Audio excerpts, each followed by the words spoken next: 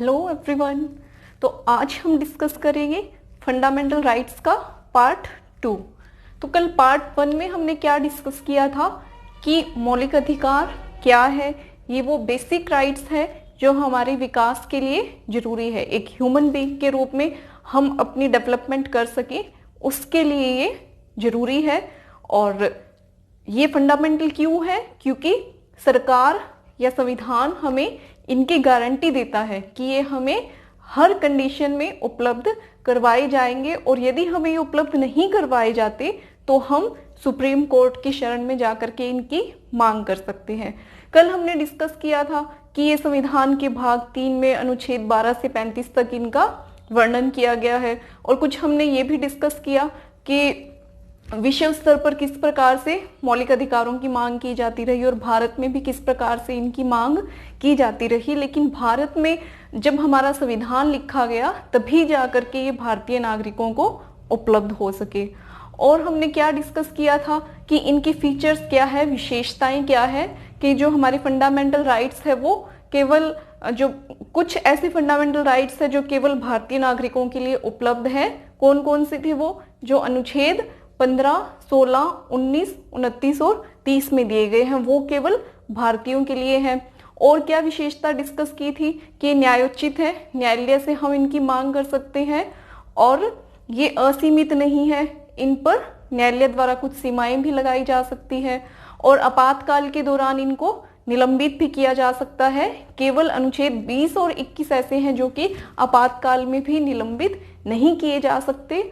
और जो अनुच्छेद 19 के तहत हमें स्वतंत्रताएं मिली हुई है वो उस समय निलंबित नहीं की जाएंगी जब आपातकाल आंतरिक सशस्त्र विद्रोह के आधार पर लगा हो, वो उस समय एक्टिवेट रहेंगी।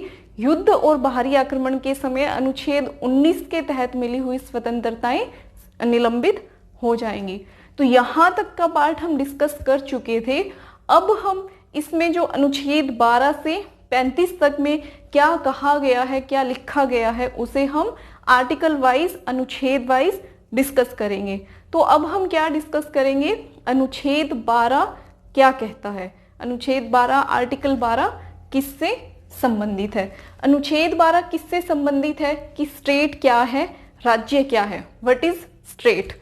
तो जैसा कि हम जानते हैं कि पुराने समय में जब राजतंत्रात्मक व्यवस्थाएं थी, यानी कि जब राजशाहियां थी, उस समय पर क्या सिस्टम था कि जो राजा कह देता था वही कानून होता था और राजा ही ये निश्चित करता था कि सरकार के क्या कार्य होंगे, वो किस प्रकार से नागरिकों के साथ व्यवहार करेगी। यानी कि ये माना जाता था कि राजा का दैवी शक्ति का सिद्धांत माना जाता था। लेकिन जैसे जैसे मनुष्य की बुद्धि और तर्क का विकास हुआ तो हमने प्रश्न उठाना शुरू किया कि ऐसा क्यों कि जो राजा कहे वही सही है? क्या राजा के ऊपर कोई भी कंट्रोल करने वाला नहीं है? क्या उस पर कोई प्रश्न चिन्ह उठाने वाला नहीं है? तब हमने कल जैसे डिस्कस किया था कि जो 1215 में घटना हुई थी मैग्ना कार्टा की, लोगों ने अपने अधिकारों की मांग की तो राजा को उन्हें अधिकार देने पड़े। प्रथम लिखित दस्तावेज अधिकारों के ऊपर सामने आया। फिर 1679 में बिल ऑफ राइट्स आया। फिर 1789 में फ्रांसीसी क्रांति हुई, तब भी जो मानव और नागरिक अधिकार घोषणा पत्र है उसकी घोषणा की गई। फिर हमने पढ़ा अमेरिका का जो कॉन्स्टिट्यूशन है उसमें भी फंडामेंटल राइट्स ऐड किए गए। तो इस प्रकार से जब फंडामेंटल राइट्स आए तब ये कहा गया कि हमें फंडामेंटल राइट्स ठीक है दे दिए गए हैं, इनकी मांग हम किससे करें? इनकी मांग हम राज्य से करेंगे, सरकार से करेंगे। यदि ये हमें नहीं मिलते तो हम किस पर दावा करें, किस पर केस, किस पर सू कर सकते हैं हम? तो यहाँ पर जो संस्था आती है वो है स्टेट, यानी कि राज्य।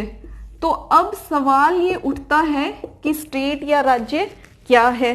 तो जब हमारे मौलिक अधिकार लिखे गए तब इसकी भी परिभाषा दी गई अनुच्छेद 12 में। जो राज्य की परिभाषा है वो कहाँ दी गई है? अनुच्छेद 12 में दी गई है। और अनुच्छेद 12 में जो राज्य की परिभाषा दी गई है वो संविधान के केवल भाग 3 और 4 के लिए वैलिड है। बाकी के पार्ट के लिए राज्य की ये परिभाषा वैलिड नहीं है।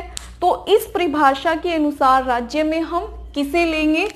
केंद्र सरकार और संसद, जो कि केंद्र में कानून बनाने वाली संस्था है।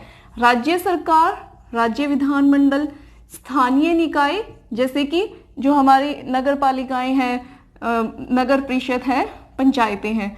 अन्य सभी वैधानिक या गैर संवैधानिक संस्थाएं, यानी कि जो संसद के द्वारा बनाई गई है या फिर कार्यपालिका के द्वारा जो बनाई गई है वो संस्थाएं, LIC, ONGC, सेल एटसेट्रा। इसके अलावा मतलब सरकार की जो भी गवर्नमेंट एजेंसीज हैं वो इसमें आ जाएंगी अन्य में। यहाँ अन्य का स्कोप बहुत ज्यादा ब्रॉड हो जाता है। फिर सर्वोच्च न्यायालय ने क्या कहा कि यदि कोई निजी इकाई, कोई प्राइवेट एजेंसी जो राज्य की संस्था के तौर पर यदि काम कर रही है तो उसे भी हम क्या मानेंगे? राज्य के अर्थ में ही मानेंगे। तो यदि वो मौलिक अधिकारों का उल्लंघन करती है तो उस पर भी हम दावा कर सकते हैं, उस पर भी केस किया जा सकता है। तो अब हम क्या डिस्कस करेंगे? अनुच्छेद 13, आर्टिकल 13 क्या कहता है हमारे फंडामेंटल राइट्स के बारे में। तो अनुच्छेद 13 आर्टिकल 13 क्या डिक्लेयर करता है कि कोई भी कानून या लॉ जो मौलिक अधिकारों से इनकंसिस्टेंट होगा, यानी कि इनसे मेल नहीं खाता होगा, हमारे मौलिक अधिकारों का शरण करता होगा, उनको नुकसान पहुंचाता होगा, तो वो कानून लागू नहीं होगा। यानी कि ये न्यायपालिका को न्यायिक समीक्षा की, जुडिशियल रिव्यू की पावर देता है कि जो न्यायपालिका है वो किसी भी कानून को या विधि को रिव्यू कर सकती है, उसकी समीक्षा कर सकती है कि क्या वो मौलिक अधिकारों का उल्लंघन कर रहा है या नहीं कर रहा है। तो ऐसा उच्च न्यायालय अनुच्छेद 226 और सर्वोच्च न्यायालय सुप्रीम कोर्ट अनुच्छेद 32 आर्टिकल 32 के तहत ऐसा कर सकता है। तो आर्टिकल जो 13 है उसमें 4 पॉइंट्स हमें क्लियर करने हैं, 4 बातें क्लियर करनी है। तो इसमें जो आर्टिकल 13 का जो फर्स्ट पार्ट है, जो इसका क्लोज 1 है, आर्टिकल 13 का क्लोज 1 क्या कहता है कि 26 जनवरी 1950 से पहले के कानून, जब हमारा संविधान नहीं बना था उसके पहले भी हमारे देश में बहुत से कानून थे जिनके द्वारा देश के सिस्टम को चलाया जा रहा था। तो जो आर्टिकल 13 का क्लोज 1 है वो किसके बारे में बात करता है? 26 जनवरी 1950 से पहले, यानी कि संविधान के लागू होने से पहले के कानूनों के बारे में बात करता है कि यदि वो कानून मौलिक अधिकारों के, हमारे फंडामेंटल राइट्स के विरुद्ध हैं तो वो लागू नहीं होंगे। और इसमें 2 पॉइंट्स आते हैं, एक डॉक्ट्रिन ऑफ सेवरेबिलिटी और दूसरा डॉक्ट्रिन ऑफ एक्लिप्स। तो जो डॉक्ट्रिन ऑफ सेवरेबिलिटी या सेपरेबिलिटी है, पृथकता का सिद्धांत है, वो क्या कहता है कि कानून का वो पार्ट, वो भाग रद्द होगा, कैंसिल होगा, वॉइड माना जाएगा जो कि फंडामेंटल राइट से मेल नहीं खाता, उसके अगेंस्ट है, उसके प्रतिकूल है। मान लीजिए कि कोई एक्ट बना हुआ था आज़ादी के पहले, किसी भी टॉपिक पर शिक्षा संबंधी कोई एक्ट था, और यदि उस एक्ट का कोई पार्ट, पूरा एक्ट कैंसिल नहीं होगा, उसका यदि कोई पार्ट हमारे फंडामेंटल राइट से मेल नहीं खाता तो वो पार्ट रद्द माना जाएगा, कैंसिल माना जाएगा। अब दूसरा है डॉक्ट्रिन ऑफ एक्लिप्स या आच्छादन या ग्रहण का सिद्धांत। ये क्या कहता है कि आज़ादी से पहले का जो कानून है या उसका कोई भी जो पार्ट है वो रद्द नहीं होगा, वॉइड नहीं होगा, कैंसिल नहीं होगा, बल्कि क्या होगा, वो तब तक निष्क्रिय यानी कि इनएक्टिव रहेगा, मतलब एक सोई हुई कंडीशन में रहेगा, सुषुप्त अवस्था में रहेगा, जब तक वो मौलिक अधिकारों से मेल नहीं खाएगा। यानी कि हो सकता है कि कुछ ऐसा अमेंडमेंट हो जाए आने वाले समय में कि वो मौलिक अधिकार ना रहे। तो जैसे कि संपत्ति का अधिकार था, वो पहले हमें मिला हुआ था लेकिन बाद में वो नहीं रहा, तो जब संपत्ति का अधिकार 1978 में समाप्त हो गया, तो 1978 के बाद ऐसे सारे कानून जो कि संपत्ति के अधिकार से मेल नहीं खाते थे, वो 1978 के पहले क्या थे, इसकी एक्लिप्स की कंडीशन में थे। यानी कि जो हमारा फंडामेंटल राइट था, राइट टू प्रॉपर्टी, उसने इसको इस तरीके से ग्रहण लगा रखा था, ओवरशैडो कर रखा था। और जब हमारा संपत्ति का मौलिक अधिकार समाप्त कर दिया गया, तो वो सारे कानून फिर से एक्टिव हो गए जो कि संपत्ति के अधिकार से मेल नहीं खाते थे, यानी कि जो ग्रहण था वो उन पर से समाप्त हो गया। तो ये 2 पॉइंट्स हैं इसमें आर्टिकल 13 के क्लोज 1 में, कि आजादी से पहले के कानूनों के बारे में ये कंडीशन क्लियर करता है। अब आर्टिकल 13 का जो क्लोज 2 है वो किसकी बात करता है, आजादी के बाद की, 26 जनवरी 1950 के बाद, यानी कि हमारा संविधान लागू होने के बाद। ये क्या कहता है कि कोई भी ऐसा कानून बनेगा ही नहीं, संविधान बनने के बाद कोई भी ऐसा कानून बनाया ही नहीं जाएगा जो कि हमारे मौलिक अधिकारों से मेल नहीं खाता हो, हमारे फंडामेंटल राइट्स के साथ जो इनकंसिस्टेंट हो। तो ये एकदम कंडीशन को क्लियर करता है। तो अब हम देखेंगे आर्टिकल 13 का क्लोज 3 क्या कहता है। क्लोज 3 क्या कहता है, ये डिफाइन करता है लॉ को, विधि को, कानून को, कि हम किस चीज को कानून या फिर विधि मानेंगे।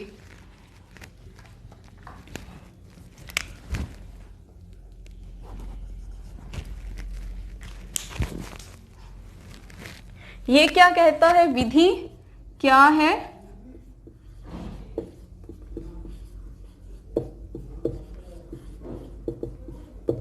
कानून क्या है।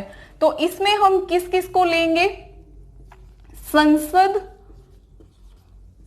प्लस राज्य विधानमंडल द्वारा बनाए गए कानून।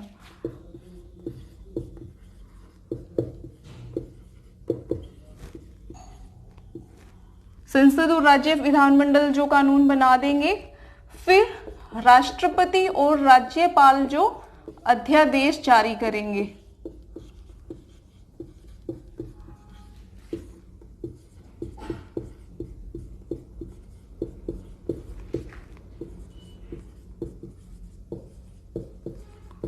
जो ऑर्डिनेंसेस इनके द्वारा जारी किए जाएंगे।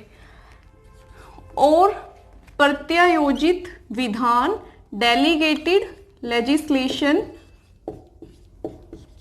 यानी कि कार्यपालिका के द्वारा बनाए गए कानून।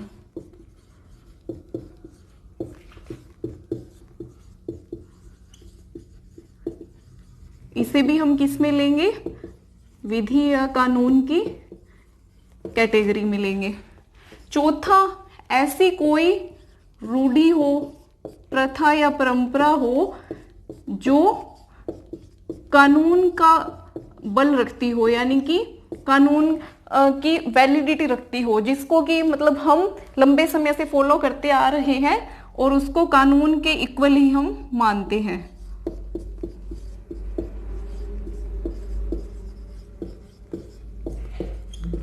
तो इन सबको हम किस में लेंगे, विधि में, लॉ में, कानून में, कि इनमें से कोई भी ऐसा नहीं होना चाहिए जो कि मौलिक अधिकारों से मेल ना खाता हो। लेकिन अब यह प्रश्न उठता है कि संविधान संशोधन, कॉन्स्टिट्यूशनल अमेंडमेंट को फिर हम कहाँ रखेंगे, यानी कि जो संसद है क्या वो कोई ऐसा अमेंडमेंट कर सकती है, चलो कानून तो नहीं बना सकती, लेकिन क्या वो ऐसा अमेंडमेंट कर सकती है जो कि फंडामेंटल राइट्स के अगेंस्ट हो। पहले कंडीशन ये थी कि संसद ऐसा संशोधन कर सकती थी जो कि हमारे मौलिक अधिकारों से भले ही मेल ना खाता हो, लेकिन वो ऐसा कानून बना सकती थी।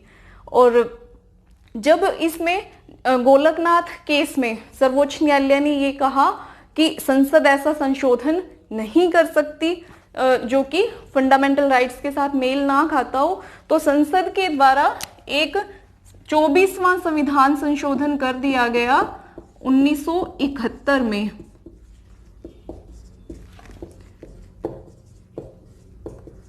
इसमें उन्होंने क्या कहा कि जो आर्टिकल 368 है जिसके द्वारा संविधान में संशोधन किया जाता है, जो आर्टिकल 368 है वो जुडिशियल रिव्यू से, न्यायिक समीक्षा से बाहर है। लेकिन इसको फिर न्यायपालिका के सुप्रीम कोर्ट के एक और आदेश में पलटा गया, किसमें? केशवानंद भारती केस में 1973 में। तो 1973 में केशवानंद भारती केस में सर्वोच्च न्यायालय ने क्या कहा कि संसद कोई ऐसा संशोधन भी नहीं कर सकती जो कि फंडामेंटल राइट्स के साथ मेल ना खाता हो। और इसी केस में संविधान के मूलभूत ढांचे का, बेसिक स्ट्रक्चर का जो सिद्धांत है वो सामने आया। न्यायपालिका ने कहा कि संसद कोई ऐसा संशोधन भी नहीं कर सकती जो कि संविधान की मूल भावना के खिलाफ हो, संविधान के मूलभूत ढांचे के खिलाफ हो। तो जो आर्टिकल 13 का 4th क्लॉज है वो किसके द्वारा आया था? 24वें संविधान संशोधन के द्वारा आया था। इसमें संसद ने ये ऐड किया था कि संसद जो संशोधन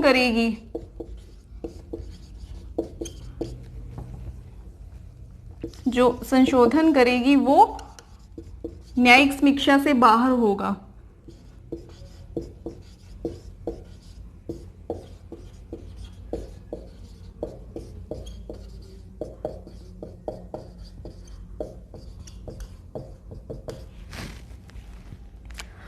तो ये है सारी सिचुएशन अनुच्छेद 13 के बारे में।